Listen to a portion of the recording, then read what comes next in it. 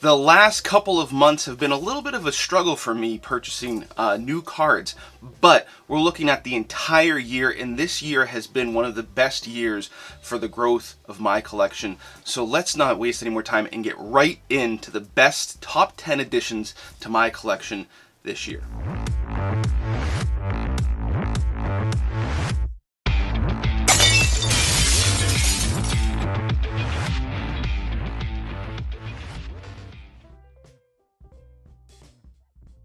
Welcome to the most passionate content for card collecting on YouTube and possibly the whole entire internet.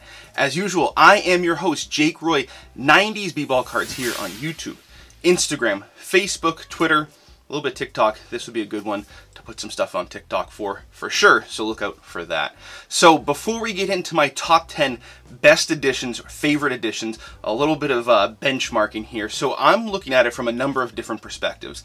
Not only the value of the card, but also how much I enjoy the card, how big of a chase it's been for me, and also in some cases, the biggest gains. Some of these cards, you know, we're looking at the course of 12 months, have changed significantly in value, or I got a significant deal.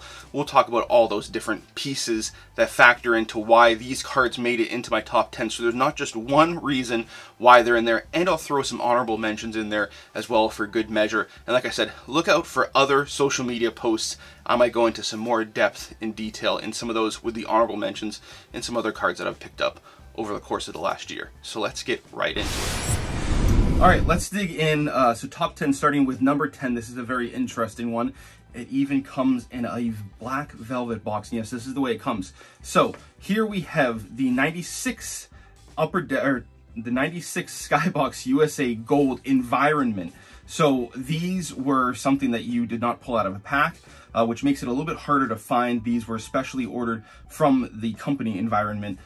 They are pretty rare to find, but they're also very rare to find with the encasing, all of the stuff that was original packaging, this certificate as well. So what we have here, if we pull the card out and you look at it, it is just like the regular 96 Gold from the USA Skybox set, but on the back it is serial number to 250. It also comes with a commemorative coin, which is the Environment. They mint coins. So these were very hard to find. I was very lucky to find one. If you are a player collector from any player that's in this 96 Skybox set, you may know how hard this is to find. But along those same lines, there are a lot of people that don't know much about these, and in all honesty, I didn't know much about these until a year or two ago, and some of my friends who also collect penny cards were educating me and explaining how rare these are and how infrequently they pop up. They're not as rare as the Gold Sparkle, but they are very rare for sure. So putting a value on something like this is very hard to do. I would say it's probably somewhere between 200 and 300, but they don't pop up for public consumption very often. Usually they are traded just between private sales with collectors or trades and stuff like that. So one that I was very happy to get, not going to be leaving my PC, and you know, one that was very lucky for me to find for sure. So that's number 10. Number 9. Here we have a 97-98. This is a Fleer Metal Championship Galaxy of Kevin Garnett. And this is my second copy. I picked this one up because it was a steal of a deal. At least I felt so at the time. They're pretty rare. They don't show up for sale terribly often, or at least at that point they didn't. So I got this one at that time for $30. Right now it's about a $150 card. And like I said, part of the reason why I was able to get it is because there weren't really any comps to go off of. So myself and the seller just kind of guesstimated.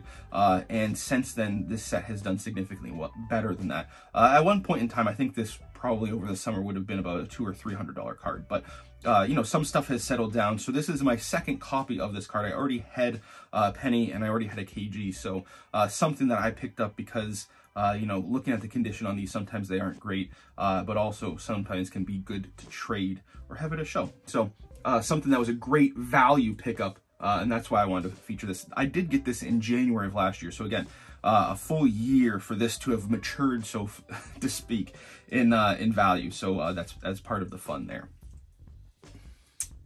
Next one we have here, a different one you probably weren't expecting to see from me. So 2021 Prestige Heroes. This is a red of Tom Brady. These are numbered to 299. So the Heroes football set from Prestige is something that started last year. I was tipped off by my friend Joe, who's a big football collector, about how cool these were. Got a bunch of Aaron Rodgers. This year, they decided to put Tom Brady. Don't know why they didn't have him last year. But regardless, something I was keeping an eye on early on. Number to 299, not significantly rare, but the jersey matched. It also matches the background. These are really cool looking cards to me. If you like the comic book type of aspect, I know some people have pointed that out with Kabooms and some other insert sets. This definitely, you know, harkens right back to that comic book type of atmosphere. You know, even making the player a little bit cartoonized, as I call it. I don't know what the real terminology is for it. But anyway, I was able to pick this up pretty early after release. This was, I think it was a $40 or $50 card when I picked it up, or at least that's what I got it for. I don't remember what they were selling for, but right now, this is probably about $150 card, sometimes maybe even more than that. So a great value, a set that I really like. You know, Tom Brady, I don't think that many people are going to argue against him being considered the GOAT. And a lot of people are really enjoying seeing him be successful outside of New England as well. So we'll see what they do this year. But really fun one, something a little bit different for my collection. All right, next one we have 97-98 Flair Showcase Row Zero of Penny. This is one that I got in a trade, a pretty large trade that I did at National. And these Row Zeros are very hard to find, numbered to 250. The Legacies, you might remember, are numbered to 100. So these aren't that much more common than the Legacy version for Penny. There's other players that are, you know, like the Horace Grant is numbered to 1,000 for the Row Zero, and the Legacy is 100. So there's a big discrepancy there. So these really are hard to find. Once people get them, they lock them up. People like to pair them with the Legacies. You know, so just a PC edition that I've been trying to get for a very long time. Very excited to get it. Like I said, part of a trade at National, so got it back during the summer. Right now, this is about a $400 card, a little bit more in some cases, sometimes about closer to $450. So, you know, significant value. I can't remember what we valued it at during, you know, that trade. You know, it's all a blur sometimes at National. So, really excited to get this one in my collection. Really love this card. All right, number 6, I think we're on. So 98-99 Skybox Thunder Noise Boys of Penny. So a little bit of a story with this. This is not the exact card. This was another copy that I had already gotten in a trade a couple of years ago. So I found another copy of the Noise Boys, and the seller was asking for what I thought was less than what I thought it should be worth. So I grabbed that and I made a trade with a Penny collector. You know, so we're all able to, you know, eat, so to speak, on that deal. I think I got the copy for about $150, $170. I was able to trade it at a $350 valuation. You know, it was kind of a sweetheart of a deal because right now these cards are closer to $600, about $550 to $600 for the Noise Boys. So one of those things that we're all able to profit. And like I said, it's a trade, so it's a PC edition for both of us. You know, I got some smaller cards, they got the bigger card, all that kind of good stuff. I was able to get that back in March timeframe, and not a card that I have any issues having duplicates of, which is why I picked it up. I love this card. It's one of my favorite aesthetic cards for Penny. Love the shoes, love so much that's great about it, and hearing, you know, Gene from Arena Design talk about some of the design aspects and the stock that they use on this. Just great stuff all around. So, you know, got that in March. I was able to make a deal a little bit before National and moved that to a collector, so it was mutually beneficial. We can all eat in this hobby for sure. All right, number 5. Here we've got the 96-97 Fleer Metal Precious Metals. Not a Precious Metal Gems, but this was the precursor to the 97-98 Precious Metal Gems. These... very hard to find, and they have gotten significantly more collectible, more valuable since I got this. I really struck at the right time because this is a card that I've been looking for years. Like I said, very hard one to find, goes unnoticed sometimes. So sometimes if you're looking and you're keen, this is a little bit of a pro tip, if you have a keen eye on eBay, sometimes you can find these being sold like they're base cards. I saw that happen with the Jordan one time, in fact. So keep an eye out, but it's becoming less common to find them at such a deal these days. So this card right now, I think, is about $500 to $600 is the last comp, I think it was around 550. You know, so this one also was an interesting one because I was able to get this in a trade at National. You probably remember the story that I talked about in my National recap, but I was able to pick up the Dennis Rodman from the same set for about 80 bucks back in March. And then I took that with me to National.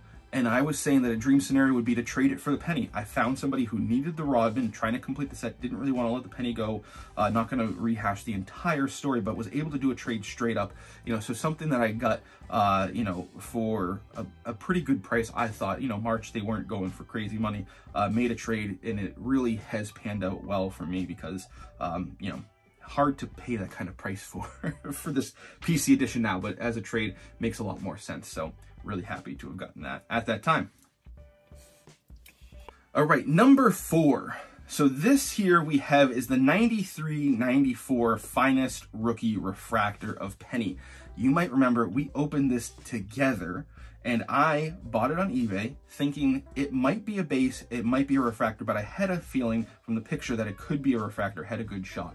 Opened it together and, you know, picking it up for 17 bucks, it was, you know, higher than a base card would go for, but significantly less than a refractor. So a little bit of risk in there, but a risk I was willing to take, and I was pleasantly surprised getting that in September, you know, for less than $20, and it is a refractor.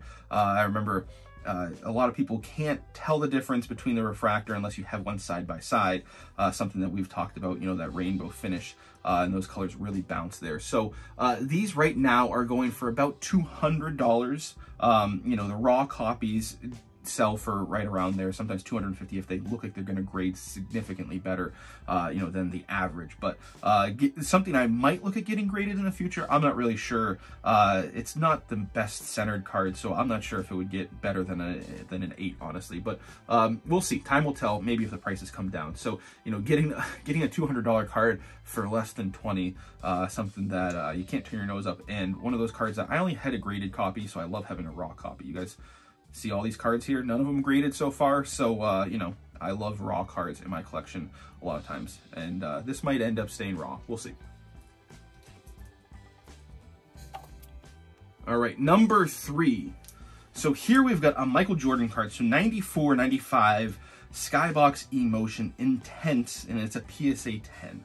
So this is one that I was able to get move in a trade, and this was up until last week one of those that wouldn't have been as sweet of a story. So the trade, the valuation was $795 was the valuation that we came to on this, and that was a high point up until last week. So a lot of times this card was selling for about $750 after I'd gotten it.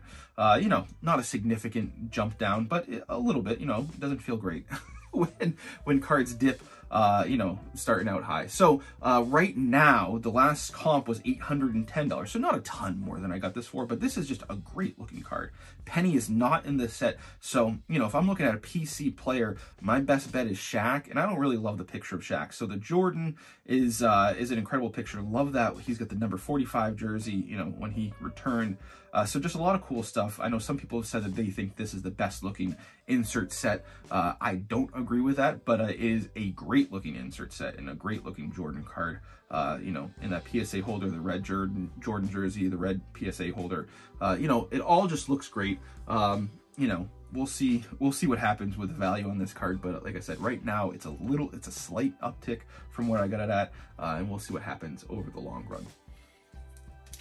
All right, number 2, and it was hard to pick the number 1. So we have the 99-2000 Topps Stadium Club Chrome First Day Issue Refractor of Penny. A mouthful. Number to 25, and again, this is one that we've talked about. So I was able to get this.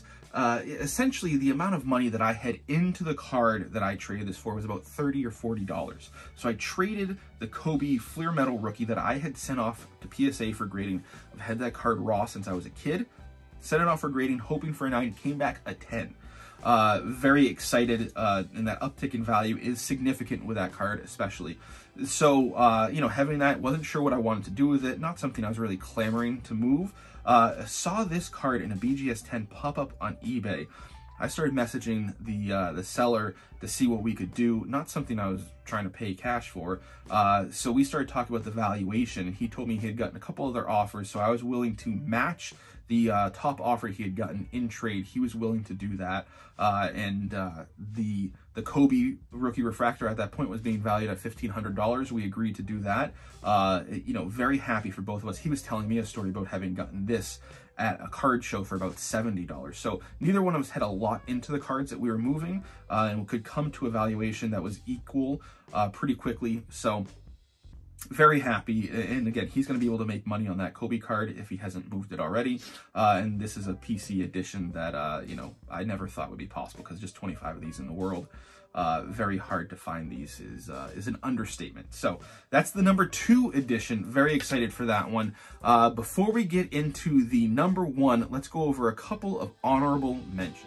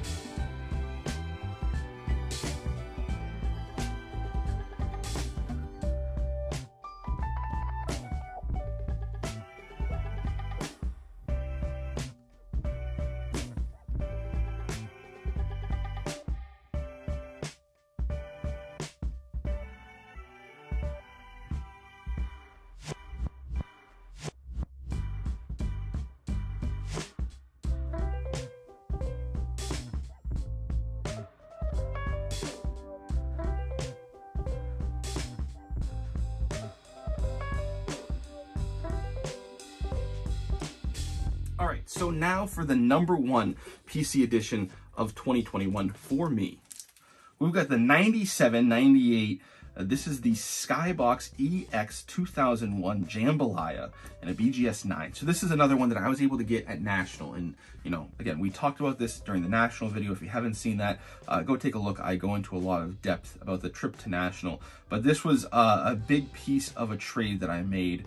And, you know, we saw the Row Zero, and there were a bunch of other penny cards in that trade. A big trade. I had to give up a card that I really liked and was a difficult one to give up, but this is one of those that has been a grail card for me for pretty much my entire life as a collector. And actually, I had joked with some people before going to National that I would love to have gotten this in a trade for a card that I didn't end up having to trade to get. So it was a great you know, opportunity. So very happy to have gotten this. You know, and the BGS 9 is something that, you know, I love a good BGS slab. We've seen PSA and BGS slabs in this top 10 list, but it is key for authentication of these cards. There are some copies that are out there that, you know, you really stand to benefit from having it at least authentic. So something that I was very happy to be able to get. I mean, just a gorgeous card. Can't stop looking at it. Usually it's up in the background of my videos. You might have noticed it wasn't today because we're talking about it here instead. So, you know, this one I got it during the trade. Again, the valuation that we had agreed upon was about $1,500. The last comp I saw, I think, was $2,300. You know, so a tick over $2,000. But this is a PC card. This is locked in. Never going anywhere. Really happy to get. This is one that people have speculated the print run between 250 and 500. I think it's definitely more than 250 based on how often we can see them. But you know, it's an interesting thought to think about how many of these are actually out there. We may never know for sure, but you know, somewhere in the hundreds make these pretty exclusive cards, pretty hard to find. You know, and the better graded copies definitely are more sought after. So that's the #1 card, an incredible year, and 15 cards, 10 cards, or it's hard to pin down just those many, but these are the ones I picked. All right, so like I said, that was my top 10, a very hard list to pare down to just 10 with all those different criteria. I could have looked at it from just one angle, but there would have been cards left off that list that I really wanted to include. So those are mine. Let me know in the comments if there were any, maybe from the honorable mentions, you think would have been more, deserving of a spot in the top 10, or maybe there's some other cards you've seen me in having videos that you thought. Let me know down in the comments, both if there's anything you think I omitted from this list, and what's your top 10, or maybe your top 1 or 2 that you've added from the year. Like I said, the last couple of months have been kind of a drought for me getting new PC editions. There have been some reasons for that, and I talked about that in the Q&A last week, but over the course of the entire year, it has been an incredible year for collecting for myself, and I think, there are a few reasons why the last few months have been a little bit slower, and I think the, months going forward might be slow for me as well. That list is getting pretty short for me and pretty hard to obtain some of those. But we'll see. We'll see what 2022 has in store. A lot of people are talking about their goals for 2022. I talked about that in last week's Q&A again. So if you haven't watched the Q&A, there's a lot of great information, a lot of great nuggets in there. But one of those is going to more shows, and fingers crossed, if everything goes according to plan, I will be at one in the next week. So when you're watching this, I might have already gone to that show.